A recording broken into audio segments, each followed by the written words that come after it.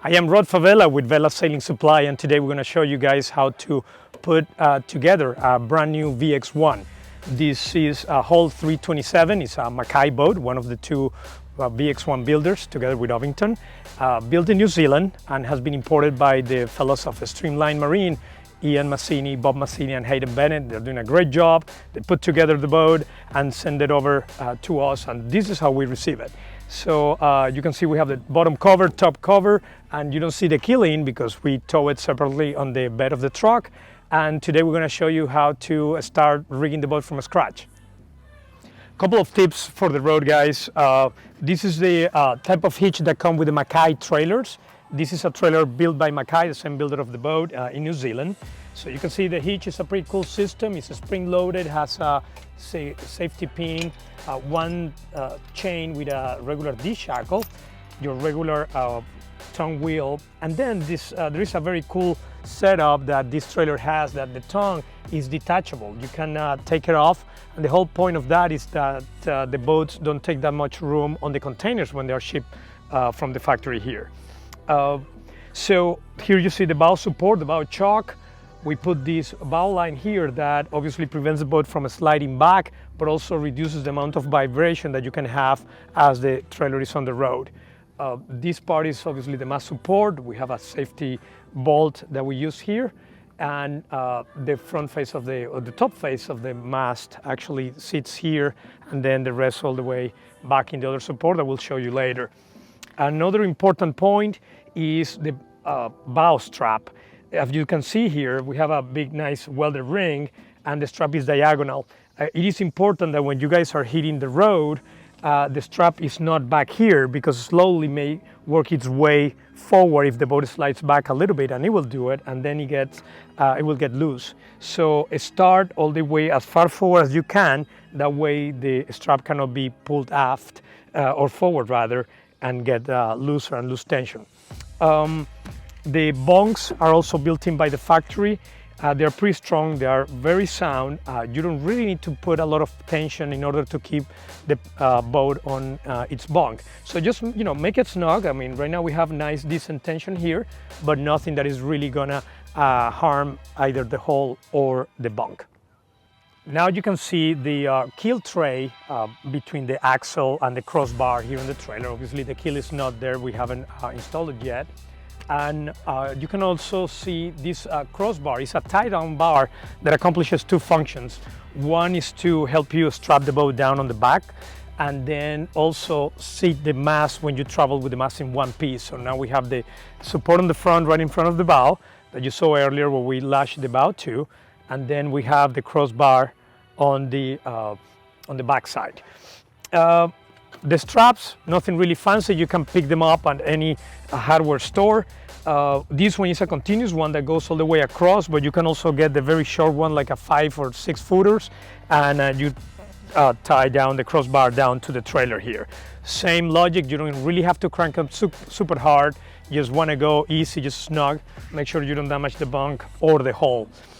And other than that, that's pretty much everything you need to hit the road. The boat needs only one forward strap, one on the back. Make sure that the mast support in the front and on the back are in good shape, and that's essentially it.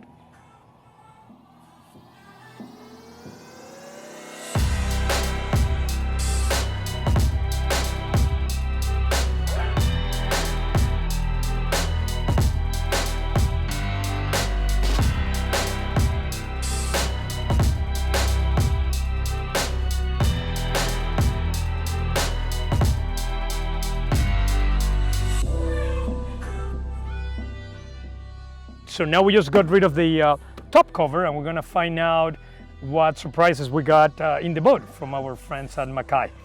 The first thing that I see here is this bag.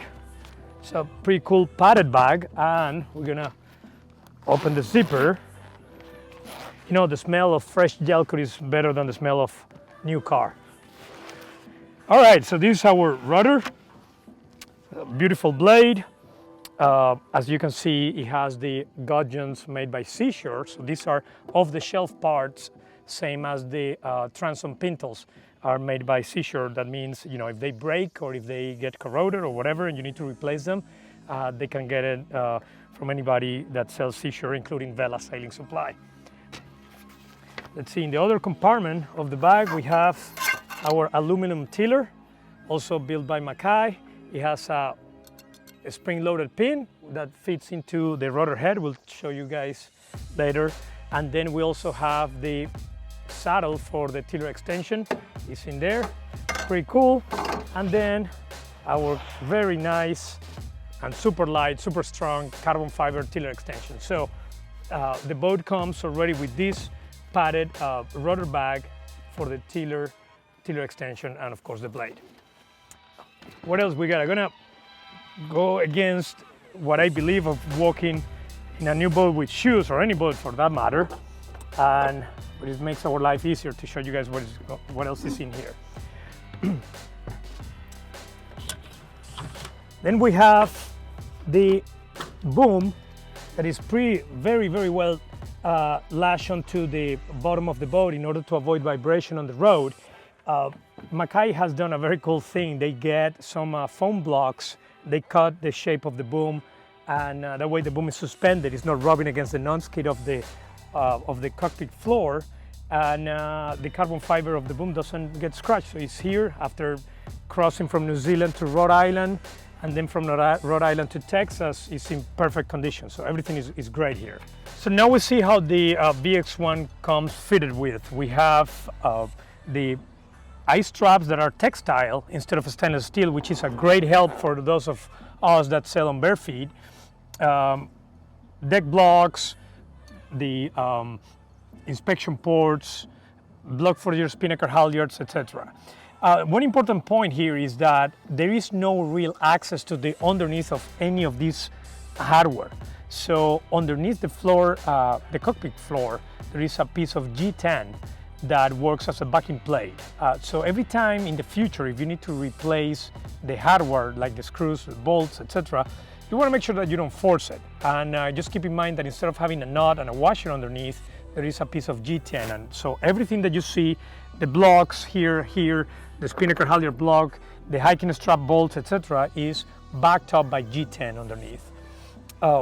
Another cool thing that the boat comes with is everything that you see here is included and rigged.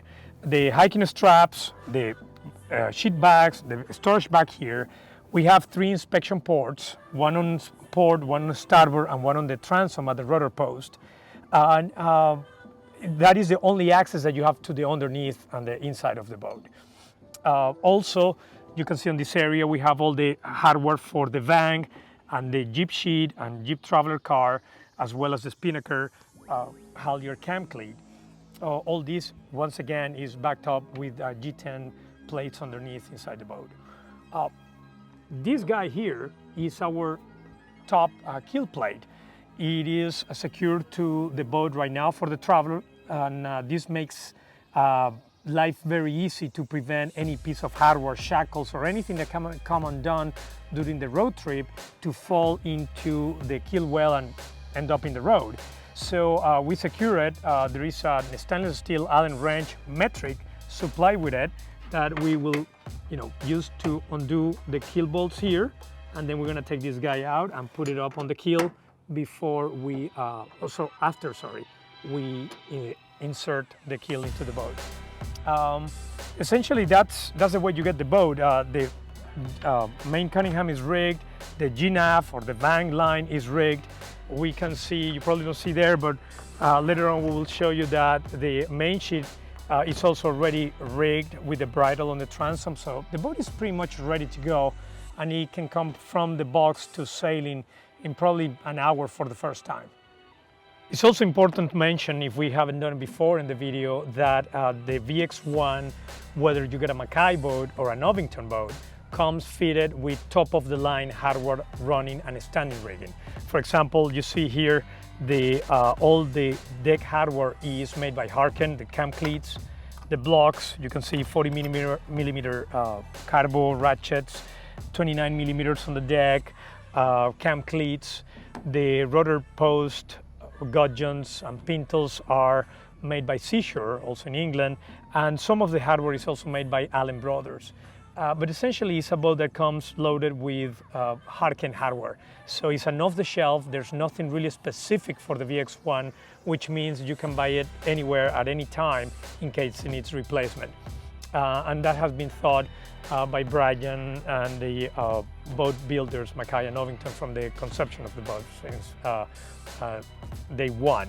The same applies to the inspection ports, so you can get them basically anywhere. And we have no limitations on the class as of what lines you want to or can taper. So low friction, lightweight, any strength is perfectly fine. The standing rigging, though, is limited. It's provided by the boat builders only because some of the shrouds and the headstay are fixed length. Therefore, they can only be supplied by the authorized or licensed builder or distributor when the class allows for it. With that said, we are getting ready to take this boat to the crane and show you guys how to put the keel in from the first time.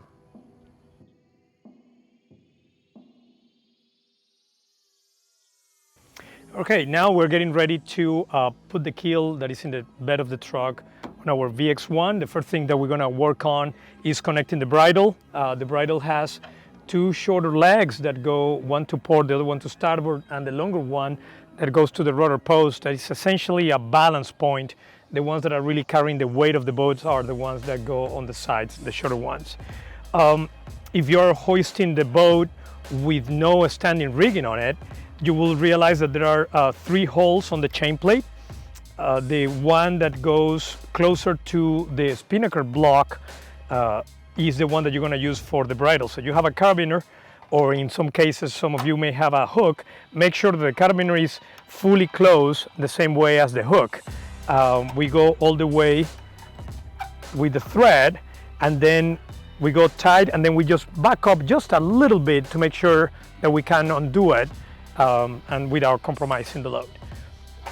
Then the ring is going into the hook of our crane here. You can see, in some cases, some of the bridles are not, don't have a stainless steel ring like this one. They are actually 3 big, rather large eye splices on each one of the legs, and you can connect them on the hook of the crane as well. So either way, just make sure that everything is clean, that you're not gonna have any twist, that the shackles are clean and ready to go. And the next step is gonna go ahead and pull the keel out of the bed of the truck, put it underneath the trailer, and start installing it. I'll show you guys in a little bit. So we are ready to hoist the boat and put the keel on the trailer keel tray, and we are going to show you guys on a step-by-step how the process goes. This bucket that I have here has some soapy water, and we're gonna apply just to the head of the blade because the feet is so tight between the chocks at the keel bolt that having some soapy water is gonna help us slide the keel a little better. So with that, we're getting ready to hoist this boat, set the keel, and off we go. Go.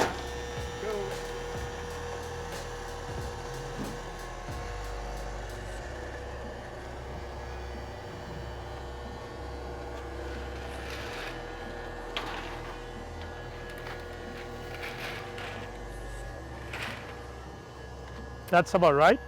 And then we're gonna set the keel down into the pad and then slide the boat down onto her. So a keel is about 160 pounds, so you know, somebody strong can hold it by himself, but it's easier if we go 2 up. I'm gonna be on this side.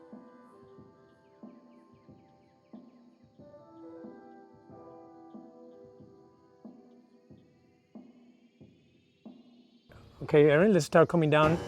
Okay. Stop, stop. All right, so now you're gonna do just 1 touch. Erin, just like 1 plunk, and that's it, okay? No, just down. Oh, sorry. Yeah. And let it go, that's good, that's good. All right, let's see. I'm trying to get this one aligned here. Alejandro, go bow down.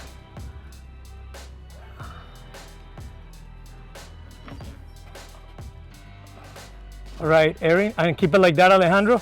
And right, Erin, go bow down now. Go down one plunge again. Okay. Go another one of those. Okay, that's good. We're in. Okay, now, Progi, if you can start. Hang on. No. Okay, push back, Alejandro. No. Back this way. There you go. And Progi, can you pull down? Okay, Erin, can you give it another shot? There you go, another one. Okay, nice and easy. Okay. Okay, let's start coming down, Erin. Oh, hold it. There you go. That's good. Keep going down. Are we looking on the front? There you go. See. Okay, that's perfect. That's all it takes to put the keel on. It's a little careful, little prep work, and friends that know how to help you.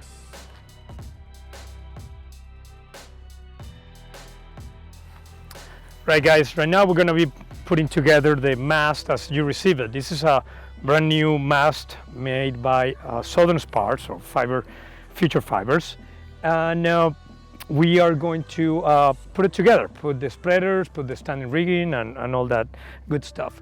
Now, one important thing that you want to keep in mind is at the joint between the two sections, you want to make sure that we don't have any wraps around on the halyards. So, having a visual check is a good way to do it, making sure that you don't have one on top of the other or anything like that on either side.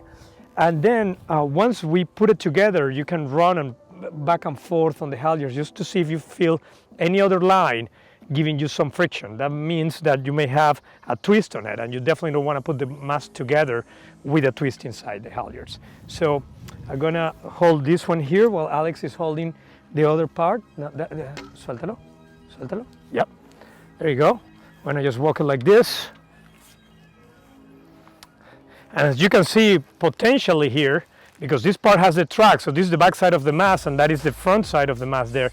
So I just, out of memory of what we have been doing, I remember that I have to twist it this way. However, I'm gonna set it back here carefully, and I wanna make sure that once I have these tracks aligned, I'm not putting a twist on the halyard. So I'm gonna look here, make sure that we are in the clear. It looks like, it actually does look like we have a wrap on the halyards here. So in order to do that, you have to move only one of the sections.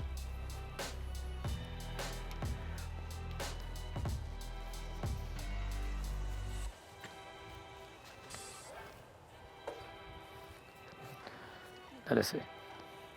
Okay, so let's go ahead and we're gonna do a twist, do this.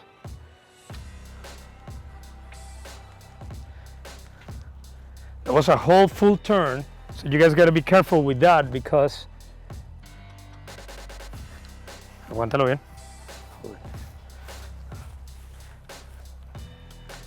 So you wanna undo the lines here, and you guys wanna untie this line here. Make sure you have a stopper knot at the end of every line, so you don't lose it inside the mast, right?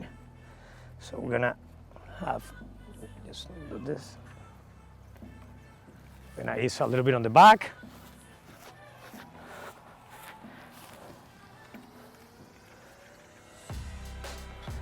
So right now what we're doing is we're just putting tension in the two halyards that we are not checking, and we're using the jib halyard to see if we have some friction that we can tell whether we have a twist or not. And it feels really good, so we're gonna hold the mast up. There you go. And now we're gonna go ahead and give it a shot and see if everything is fine. So we go ahead and pull the slack out of all the halyards, as you can see there, and then we align, and as we're getting closer, we keep pulling. So every time you move, you pull the slack out again. Once you have no more slack, here we go. That's it. That's all you need. Leave it. To put the mast for a VX1.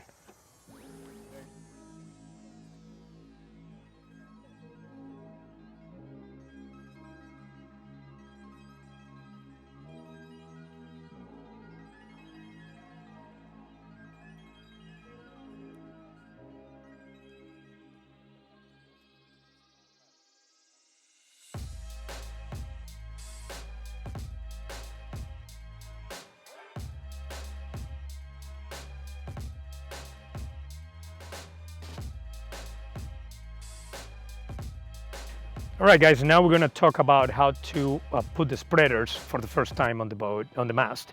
As you can see, we already put the port side one, and we're going to go ahead and show you how to do it with the starboard. A couple of important things. Number one, your spreaders are going to be engraved on the upper part. For example, this one is a 222 STB, which stands the 222nd rig that has been built, starboard side, and the engraving goes on the upper side. So we essentially gonna do this and slide the spreader onto the bracket. One important thing to keep in mind is this bracket is designed for swept back spreaders. So by no means trying to push the spreaders on the opposite way that the bracket is designed for. In other words, if you just pull up, you're gonna potentially damage the bracket here. This bracket is very strong, very robust, but it's designed to work only when the mast is bending aft, not when it's bending forward. So with that said, we're gonna go ahead and just remove a couple of the cotter rings, then pull the pins out, put them back on, and off we go.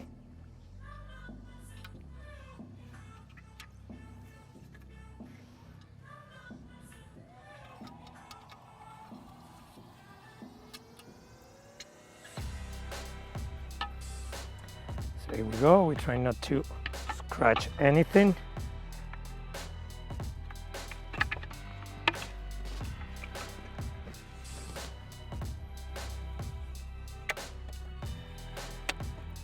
There we go.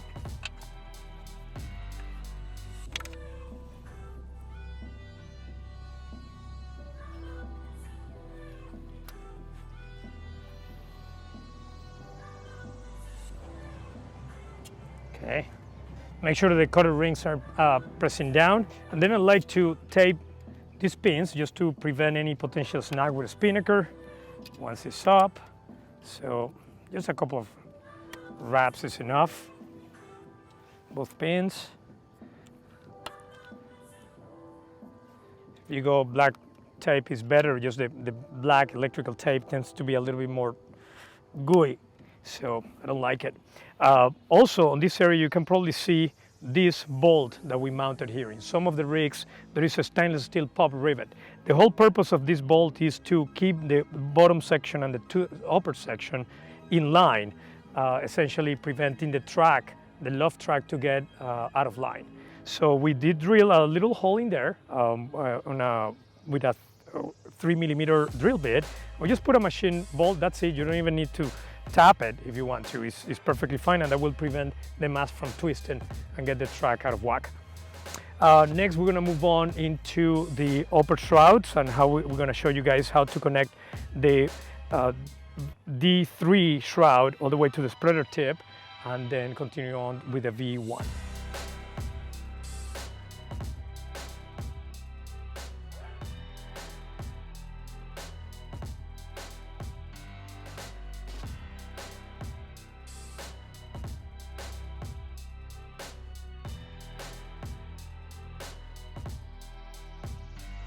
Alright guys, now we're going to show you how to connect the upper part of your upper shroud with the lower part of your upper shroud.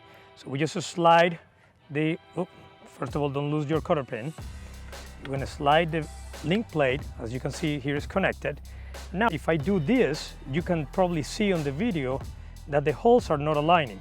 So the only way I can achieve that is to bend this one in, not really bend, just turn it in, and then turn this other guy in, and that will allow me, as you can see now, we have a pretty good alignment, and we put the pin all the way in, and now It's going to be a little snug. You can probably hear a little bit of the carbon crunching in there, but it's pretty snug fit in the in between the two forks and the thickness of the spreader body itself. Then we like to put the head of the pins towards the front, and we're going to go ahead and put our cutter pin underneath it. Probably gonna need to hide myself here a little bit from you guys, sorry. Okay, get some tools.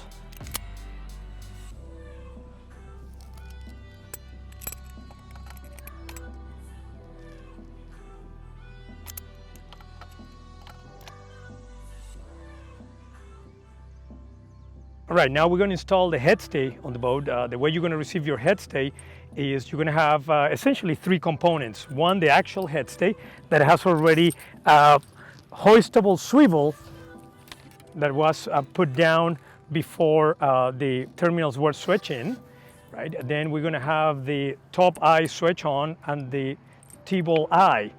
The connection between this guy and this guy is this top swivel.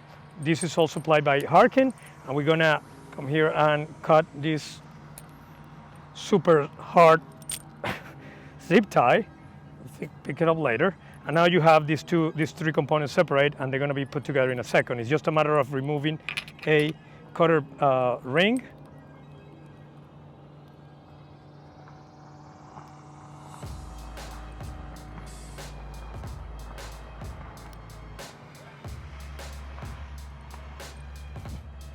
That's simple, huh? So it is labeled which part goes up. So this is the part that goes connected to the eye. We come here, the pin.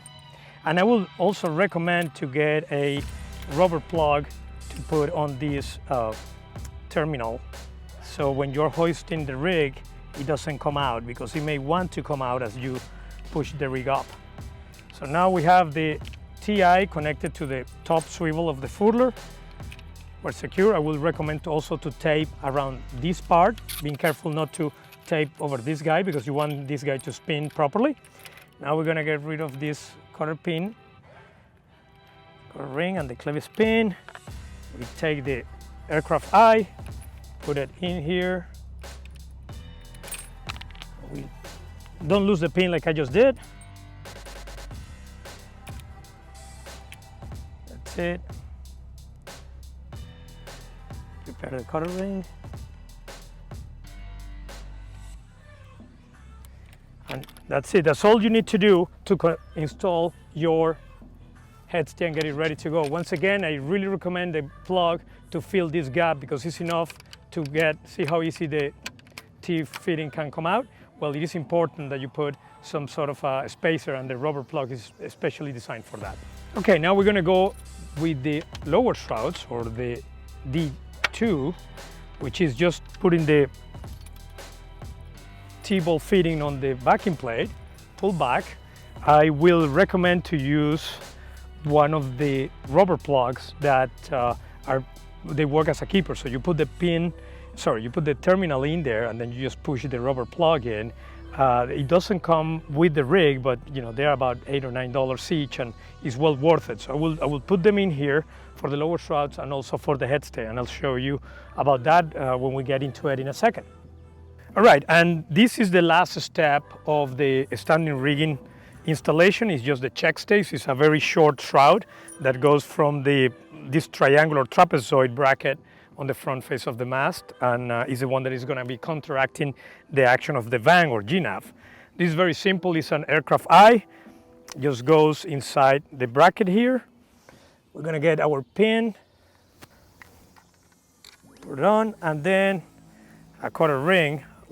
For this one, I like to use a rather large one for the given size of the pin, just because it makes my life easier, even though it doesn't look like right now.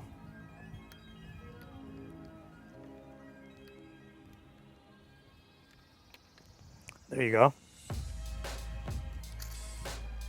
And that's it.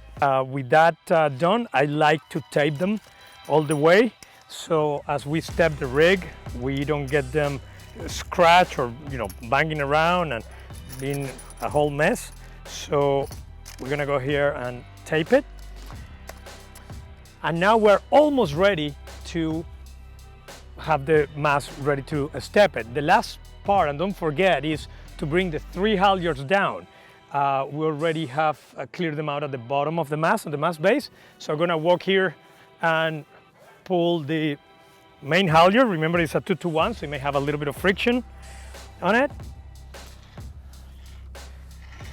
And we're gonna take the spinnaker halyard and our jib halyard 2. I'm gonna work all these 3 guys together.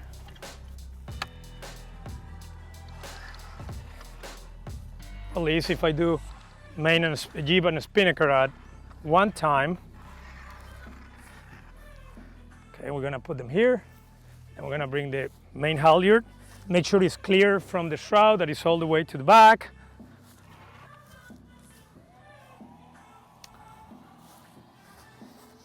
Let's see here.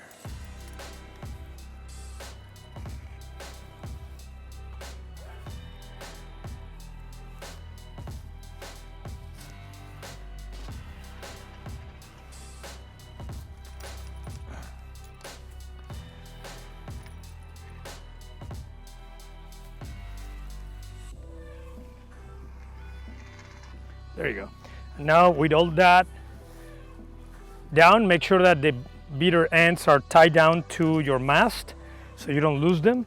I'm gonna go ahead and tape the halyards as well to the rig so we don't have them flying around in the sky.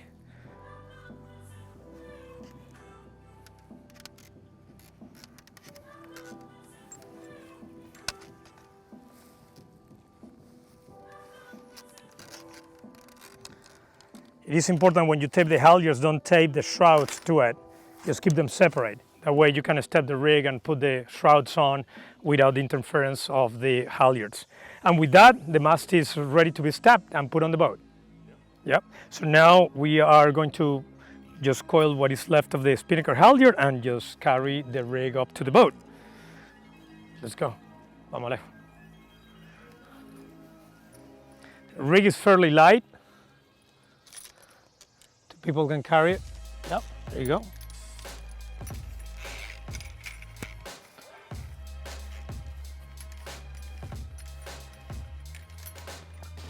All right, so now we are ready to step the mast. One little trick that I love to do is to put a rag or a life jacket or a flip-flop or anything that is grippy and works as a cushion so you don't really scratch the mast base right there at the bottom. And as you can see, it's a fairly light rig. However, there will be a point as we step it where we're gonna have a lot of leverage from it. So make sure that if you're gonna do it on a windy day, make sure that that you do it head to wind right now. So it's a very calm day, so I have it easy for me. So I'm gonna start walking it forward. It's just a one-man job. Héctor, mantén la mano abajo, ahora agárralo abajo, ¿sí? Eso. Manténlo abajo, jálalo para abajo. Eso sí. There you go. All right. Now we have a step, and what I do, even though it's a pretty lighter day, I already feel a little bit of wind. So you just gotta, make sure everything is stable. I have the rag in line with the partners of the boat. So the next step is I'm going to climb on the boat, and I'm gonna grab the rig from Hector, and he's gonna hand it over to me, and we're gonna set it here in another rag, and then slide it down the mast partners and then put it on the base. Okay, agárralo, es tuyo.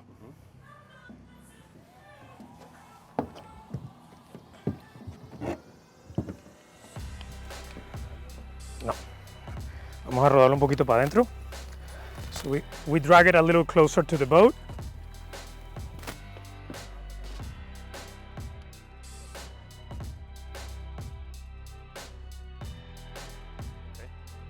All right, so I'm gonna explain a little bit to him what we're gonna do. So it's gonna be 1, 2, 3, and we put it here. And you hold the bottom, I hold the top, see? Okay, ready? We're going 1, 2, 3.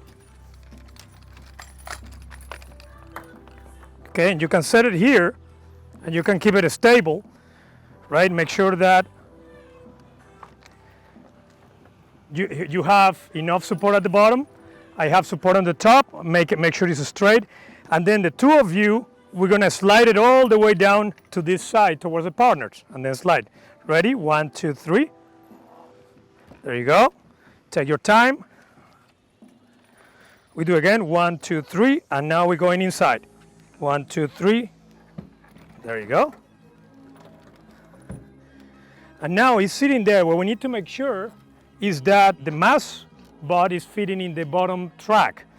So what I'm doing here, Hector is gonna check that the mast base is fitting in the track, because right now I can tell it's not. So you can have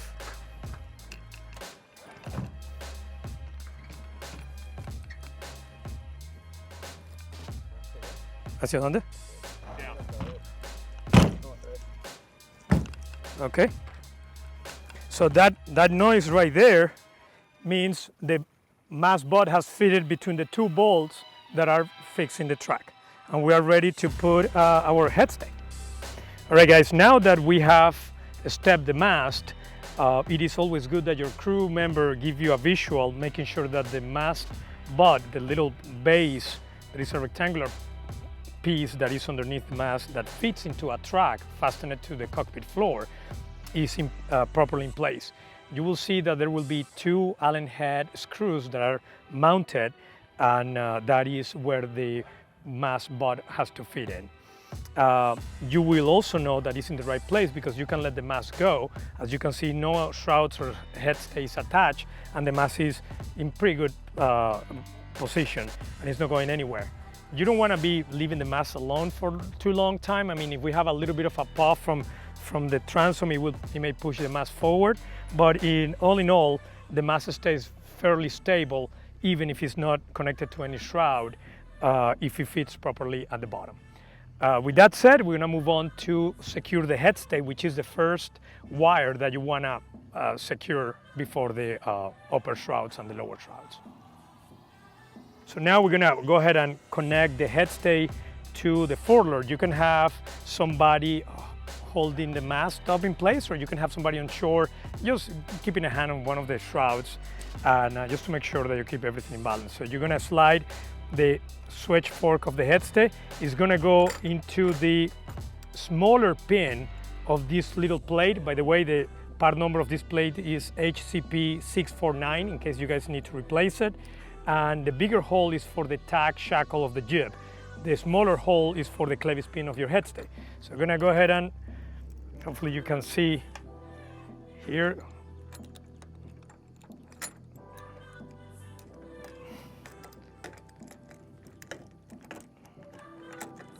It's nothing more than, I know probably I covered a lot with my hands, but essentially this is what you want to do. Right now I have a rather large cutter ring. Just didn't like the standard cutter pin that comes with it. So we're gonna use this one for now. We're gonna make sure that we tape it properly so the spinnaker doesn't get caught up with it.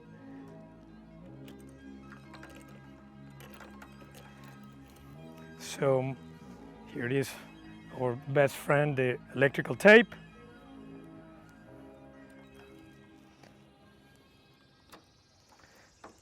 Want to keep a couple of wraps around this part, always underneath. As you can see, I'm taping, leaving the hole for the tack shackle of your jib available to put the shackle on, and just putting as much tape as I can, so when we are hoisting the spinnaker, we have very little or no chance of this thing getting tangled with it.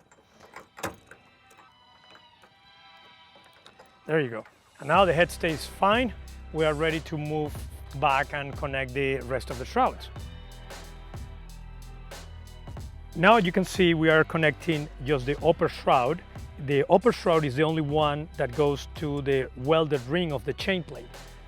Important thing to make sure that the nuts underneath it, underneath the gunnel, probably you cannot see it with the camera right now, but there are a couple of nuts over here that are keeping this chain plate in place.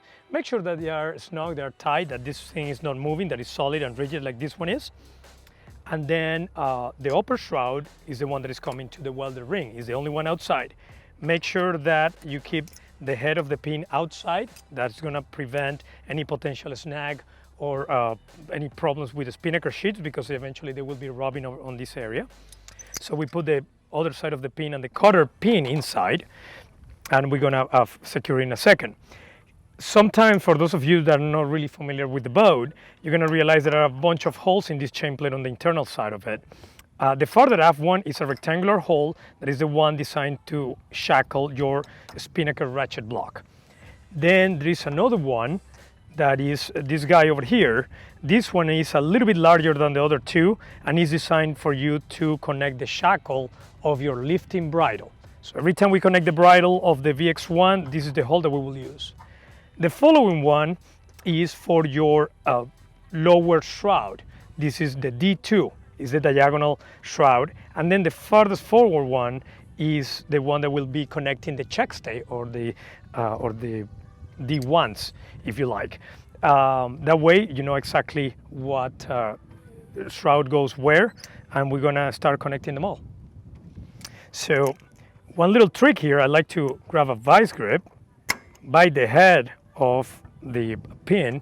Then you can use a flathead screwdriver and take the pin, aguantando, holding it. We just got a big puff here, guys, so we're just making sure everything is fine. So, and we just turn it.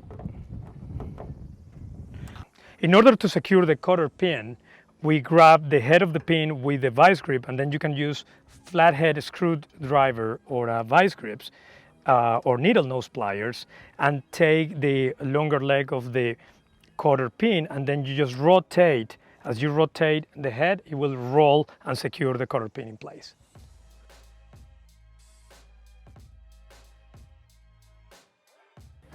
So then here we go with the lower shroud, or our D2.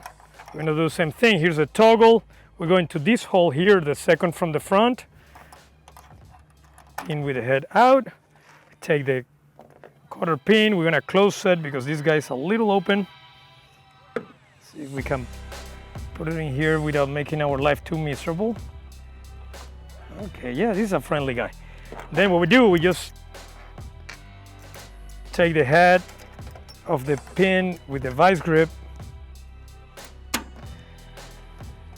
Like to do, we don't have much grip with for the needle nose, so we're gonna do with the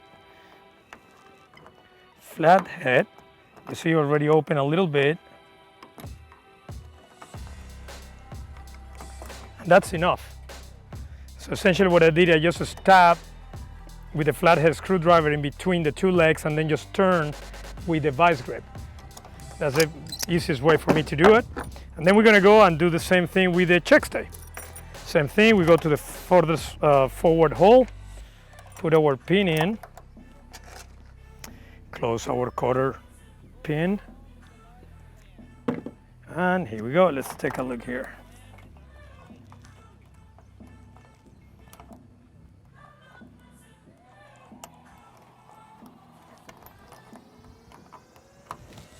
Same operation.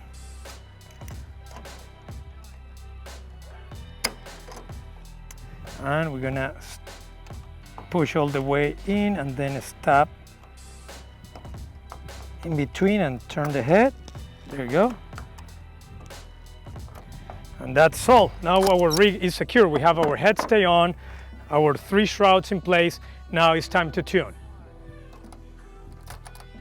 One last thing before you guys get ready to splash the boat is making sure that the lifting strap for your keel is properly connected. As you see, we just need to put a stopper nut that goes through the spreader on the port side and make sure that it's really tight. Remember that the Dyneema, which is what this fiber is relatively slippery, so you want to make sure that the nut is properly locked, properly set before you connect it to the keel tackle. So I'm just gonna give it a couple of yanks here, make sure it's all good. And now we are ready to connect the 4-to-1 purchase to the keel plate and ready to splash the boat. And this is the keel plate. We are going to install it with the supplied bolts. They are all stainless steel, Allen head, metric. It is important that you guys know these are gonna be number 12, these are number 10s, and you can pick up metric Alan said, at Home Depot or Lowe's or Ace Hardware or any other hardware store. It's very simple. Just make sure that you don't use an imperial system. You got to use metric, otherwise you're going to damage the head of the screw. So now we're going to go ahead and present the keel plate. We're going to take the bolts out. We're going to put this guy, and this is the aft side of the keel. This is the forward end of the keel. We're going to go ahead and install it on the boat now. Okay, now we're just going to mount with the two smaller screws. The thinner ones are the ones that go here. Make sure that we present them by hand. Don't force them in.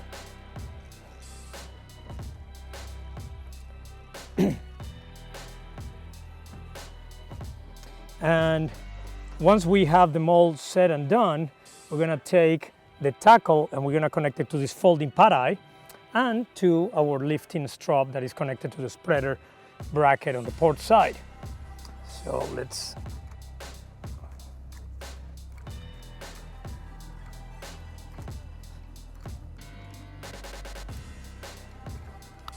make sure it's really snug, nice and tight.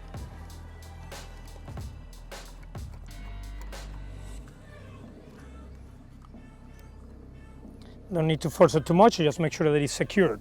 And we can take our 4-to-1 block and tackle. It has a couple of hooks in it, as you can see. Make sure that the shackles are properly secured. We take one here, and we take the other one to our lifting strap that we just connected on the mast. And like this is how you lift and secure the keel. I like to always put at least a slip knot on this one for safety, just in case somebody pulls by mistake the tackle line. Now with the shackle secure, my strap secure, and the keel properly attached to the plate or vice versa, the boat is literally ready to be splashed.